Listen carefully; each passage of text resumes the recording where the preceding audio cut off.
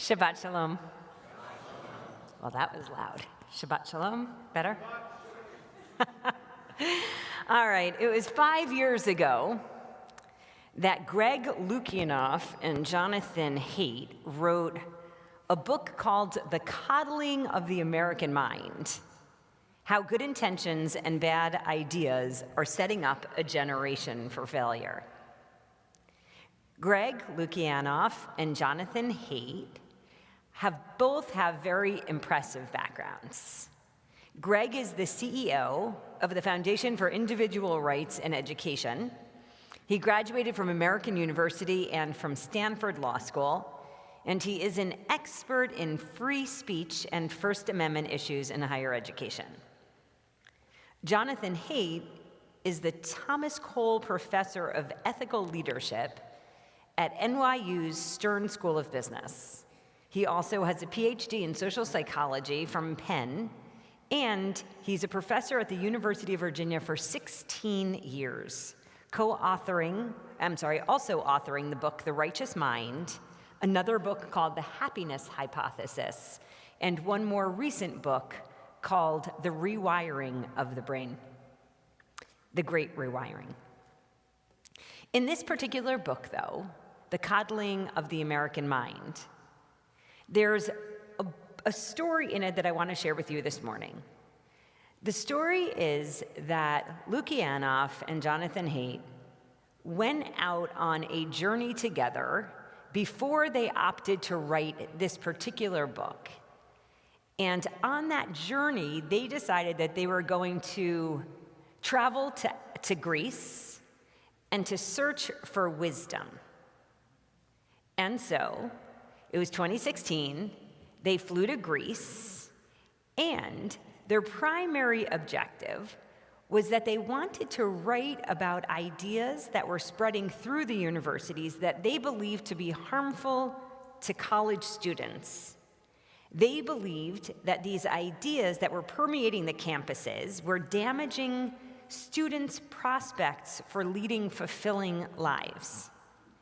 They were concerned that those very ideas that were circulating on campuses were making students less wise. And so they decided to write a book about their ideas. Their preparation was their travels. So the two men flew. They flew to Athens, Greece, and then they took a 5-hour train ride to a town at the foot of the mountain, where they set off on a trail of a very steep and winding path that took them 6 hours to hike. They eventually came to a fork in the road with a sign, and that sign had an arrow that pointed to the right. The main path was going straight up a narrow ravine with a dangerous rock site, but the path that they were going to take was marked to Mysoponos, and that path was smooth and level and easy. And so they walked luxuriously through the groves, and they found themselves exactly where they had hoped to be, at the entrance of a large cave. Only, what happened to them next was quite a surprise. It wasn't exactly the simplicity that they expected at the cave. In fact, the Grand Master that they were seeking, the wisdom leader, was there, and he had some assistants with him who had set up a system. And the system actually included, you know, those number systems that you sometimes find at the grocery store? Well, they went to the cave and they found a number system. They took a number and they were in line behind other spiritual seekers. They paid a 100 euro fee for the private audience of the great wisdom leader. They then performed the private rituals of purification and they waited. When their turn finally came, they were ushered into a dimly lit chamber at the back of the cave with a small fountain. They were greeted by the wisdom guide himself, who happened to speak perfect American English with just a hint of a Long Island accent. "Come in, guys," he said. "Tell me what you seek." So Jonathan Haidt spoke first, and he said, "Oh, great oracle, we have come to you seeking wisdom. What are the deepest and the greatest truths?" Trying to then be more specific, his partner added, "Actually, We're here because we're writing a book about wisdom for teenagers, young adults, parents, and educators. And we are kind of hoping that you could boil down your insights and your wisdom into some pithy axioms, ideally 3 of them, which, of course, would enable our young people to develop wisdom over the course of their lives. So the great wisdom leader filled 3 small alabaster cups from the water bowl. He gave them one, and he invited them to drink, and then he shared with them his first truth. What doesn't kill you makes you weaker. So, he said, make sure that you avoid pain, avoid discomfort, avoid all potentially bad experiences. The 2 men were nonplussed, confused. They pushed back on this piece of wisdom and they challenged the master. Did you really mean to say weaker, they asked him? Because so many generations of wisdom traditions have shared that pain and setbacks and even traumatic experiences actually make people stronger. So the great sage, he doubled down. Yes, he said, what doesn't kill you makes you weaker. And then he went on and he filled a second cup and he shared his second truth. The second piece of wisdom that I offer you, he told the men, is this. Always trust your feelings. Never question them. Again, the 2 men pushed back on this wisdom too. As a cognitive behavioral therapist, Greg had been trained that the opposite is actually true. That feelings oftentimes mislead people, and that people can't achieve mental health until they learn to question their feelings and free themselves from common distortions of reality. And so, they paused, they hesitated, and they waited for the third truth. Again, the master filled their cups, and he shared this. Life is a battle between good people and evil people. Again, the 2 men looked at each other in disbelief, and they asked the Grand Master to explain that idea further. He replied, some people are good and some people are bad. There's so much evil in the world. Where does it come from? From evil people. So it's up to you and the rest of the good people to know how to fight them. You must be the warriors for virtue and goodness. You can see how bad some people are. You must call them out. You must assemble a coalition of the righteous, and the evil ones, you must make them change their ways. So the 2 men looked at each other again, confused. But how do we know, they asked, that those people don't think the same about us? How can we know that it is we who are right and they who are wrong? The wise sage responded, have you learned nothing from me today? Trust your feelings. Do you feel that you were right, or do you feel that you were wrong? That was where the meeting and the encounter ended. As it turned out, there was no wise sage to be found in the cave. And furthermore, Greg Lukianoff and Jonathan Haidt did not actually travel to find wisdom in a cave from a man who charged 100 euros. Why they didn't have to travel far, though, is actually interesting. It's because these 3 great untruths are untruths that can be found on any college campus, high school, and even within many homes. These 3 great untruths are being conveyed to our young people by rules, practices, and norms that are imposed upon them, often with good intentions. In recent years, we have come to learn that there is an untruth of fragility. People actually are starting to believe that what doesn't kill you makes you weaker. There's also an untruth of emotional reasoning. People are starting to believe that all they really need to know in life is deep within themselves. All they need to know is that they can trust and rely on their feelings. And the third great untruth is an untruth of us versus them, suggesting that life is a battle between good people and evil people.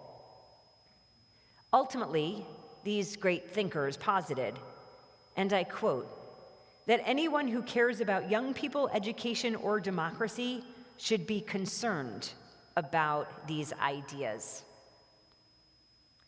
The real reason that these two great thinkers of our day wrote this book is that they've both spent decades working on college campuses. And what they have been seeing since 2013 has startled them. They noticed that in the past, calls for campus censorship have come from administrators, but students have always been the groups to support and to demand free speech. In 2013, they noticed, though, that something changed, that students began to ask for triggering material to be removed from courses, that students, beginning in 2013, began to insist that universities disinvite speakers whose ideas the students found to be offensive. And even more disturbing, since 2013, when those speakers that were invited were not disinvited, students had begun to use a heckler's veto, protesting in ways that prevented their fellow students from attending the talks or hearing those speakers. The justifications for these reactions and actions had also shifted, because before 2013, students whose ideas or language was problematic, students who believed that speakers that were invited to campus who had ideas or language that were problematic, be it racist or sexist or anything else, were upset because of the ideas and the language that those speakers were going to offer. But in 2013, the students began to claim that certain kinds of speech, and I quote, interfered with their ability to function. They believed that certain books could jeopardize their mental health, and I quote, would trigger them, or I quote again, make them feel unsafe. And so now students were claiming that they needed protection from speakers, from books, from ideas.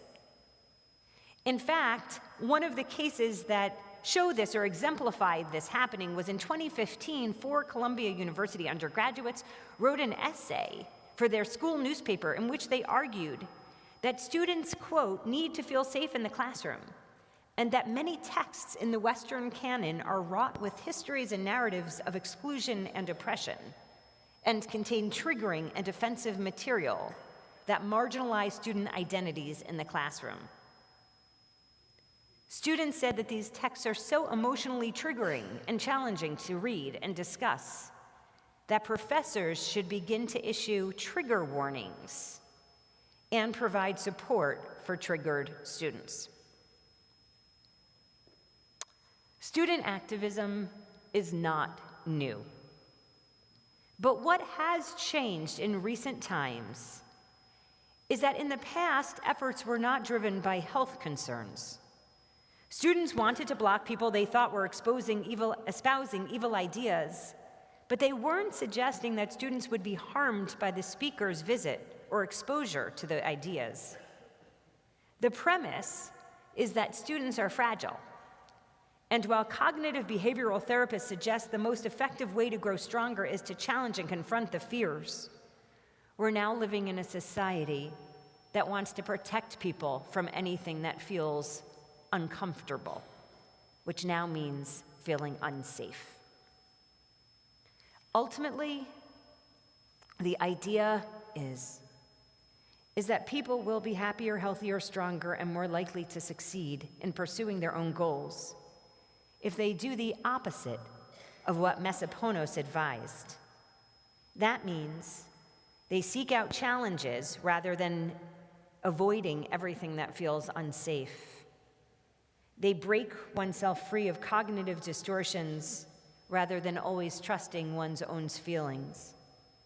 And they take a more generous view of other people rather than assuming the worst about people within a more simplistic us versus them morality. Judaism supports different ideas. The Torah is filled with stories of our ancestors' struggles. We see our ancestors struggling individually with infertility, sibling rivalry, parental favoritism, the feeling of being less than, struggling with identity issues, and the list goes on and on. Collectively, we also see that our ancestors struggled. They struggled with enslavement. They struggled with freedoms. They struggled knowing that they had enemies who wanted to hurt them. They struggled with feeling uprooted. They struggled with feeling unrooted. They struggled to find a place that they could call home. They struggled to find a place of belonging. But it's at the end of our ancestors' struggles that we see that they actually emerged stronger from those struggles. We learned that it's only because of their struggles in the wilderness that they were able to endure all of the struggles that would come their way in the Promised Land. It's because of their struggles that they were strong enough to figure out that even though they would be surrounded by enemies, and even though there will be enemies that rise up against us generation after generation after generation, they can and they will endure. You see, enduring struggles and enduring hard times, knowing that we are not the first and we are not the last of our people to face enemies, pogroms, anti-Semitism, or hate. Knowing that is important for us and for our children, and knowing that whatever doesn't kill us will make us stronger. The Torah teaches us that it does, and it will. But let's talk about the second untruth. Trust your feelings. That alone can guide you. This, too, has never been a Jewish idea. In fact, the reason that we teach our toddlers even mitzvot and Torah is because our God and our ancestors and our tradition all knew that people need to learn morality, that people need to learn how to treat one's neighbors and strangers and family. People need to learn our obligations to people who are vulnerable, to our workers, to our community. To assume that anyone would know the right amount of tzedakah to give, the right way to honor one's parents, the right way to use speech without external codes or wisdom is actually really absurd. Yes, there are times when people should trust their feelings or their gut, as we say. But they should also have minds that are filled with guidance of thousands of years and many generations of people that lived and learned and acquired wisdom along their journeys, real wisdom. One's feelings or one's gut alone won't consistently guide them to good places or to good choices. And lastly, in the us versus them mentality, we have seen that this has turned out to be a pretty disastrous approach. We see that on our college campuses today when people assume that others are evil or bad or wrong and take it upon themselves to right them. It leads us to a cancel culture, it leads us to social media bullying, it leads us to violent protests, and it leads us to rage-fueled interactions where no one can learn from the other, where no one will listen to the other, and where there is no room for dialogue, empathy, or understanding. Judaism is a religion, and Jews are a people that always believe in the power of chevruta, of learning from and with others who won't agree with you. And Judaism believes in the power of machloket, intentionally challenging and engaging with people who don't see things the way that you do, and recognizing that this too is an important thing for the sake of heaven, meaning disagreement is sacred and holy and important. When people make mistakes, Judaism believes in tshuva, in giving people the opportunity to grow and to change through those mistakes. We do not believe in cancellation. Holy disagreement and dialogue, not shouting or chanting to bring down our enemies. We don't believe that some people are good and others are evil, and it's up to us to be the trial lawyers, the advocates, and the judges of each other. We actually believe that all people are created in the image of God, that we are all God's children, and that our choices can lead us to good, or our choices can lead us to evil. In fact, that's exactly what our Torah portion today is about. Our Parsha tells us that if you choose good, you will be blessed, and if you choose bad, you will be cursed. It is a choice that each and every one of us makes every single day, and our choices matter. They matter for us, and they matter for our world. So let's all go forth today, and let's be mindful of these three great untruths. And let's try to resist living or creating a world for our children or grandchildren in which they are always protected from the hard stuff. Let's try to resist telling them to trust their feelings. And instead, let's guide them to learn the morality of our tradition. And lastly, let's resist as much as we can an us versus them mentality. Because people are free agents with the capacity to do good if they are taught well, guided well, and choose well. The choice is ours to make, and the future and the present are both up to us. Shabbat Shalom.